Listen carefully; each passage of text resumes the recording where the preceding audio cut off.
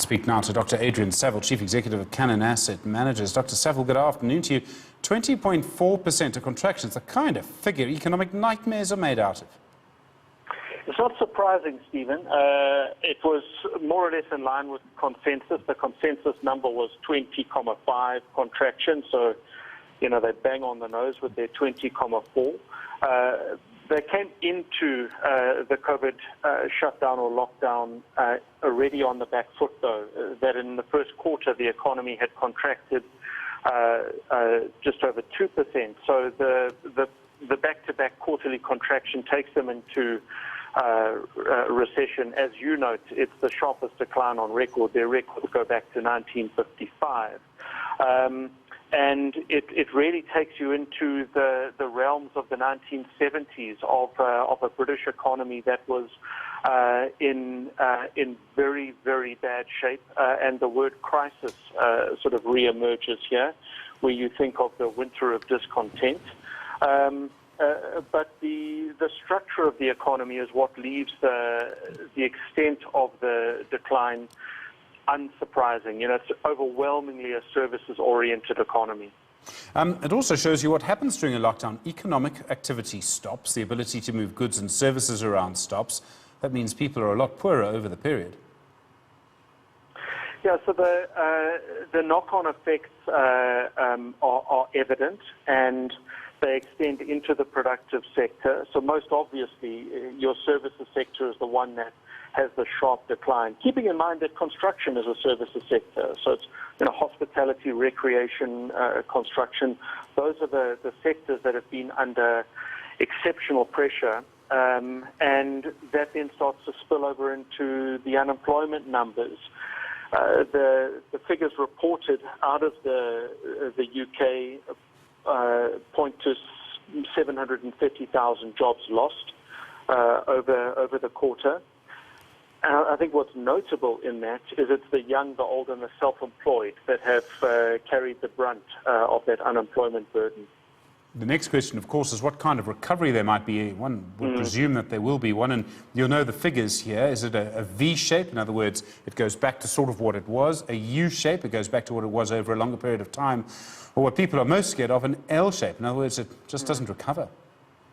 Well, keeping in mind that Q1, they were already contracting that minus 2.2 that I spoke about, tells you that they came in rather anemic shape.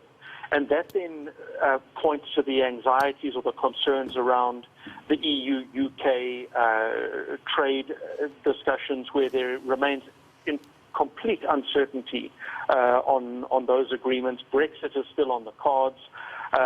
And read together, I would venture that those figures point to an L, and then arguably the most robust anticipator of the shape of recovery comes from business sector investment, which is a 30% contraction. So, businesses are retrenching. Businesses are retrenching people and retrenching on the balance sheet. Their most important recovery sector would be led by Europe. Europe is missing in action. I think you've got to talk about an L. Gosh, that leads us to what we can expect. Most people have been thinking our economy will probably contract by around 7%. That's quite a big figure, but a lot less than the UK. Is that because of the services, because they rely on services so much? No, so keep in mind that the 789 that's being spoken about for South Africa is a full year figure. And what we're talking about here is a quarterly figure. So it's a 20% quarterly decline. When you roll up all 4 quarters for the United Kingdom, you will land up with something in the order of a 9 or 10% contraction, which would put them as one of the biggest declines amongst the G7, and more or less in a similar order to South Africa. But more to your point, absolutely, it's the services sector that's leading the way down and making it that much more of a contraction. And what's missing in the UK is the industrial exposure that's helping buoy the United States, your technology cluster. And I mean, this obviously leads us to what's going to happen here. Big sort of conversations around what's going to happen. Will it take us 2 to 3 years to recover? Do you think we'll ever recover from what is happening in our economy? Well, I think there's two big points. The one is the shape and nature of the recovery, and the second is the form of the recovery. And so you're talking about, V's and L's and W's. That's the form of the recovery. But what I mean by the shape is the importance of structural reforms, that we can't possibly want to leap back in V shape to where we were.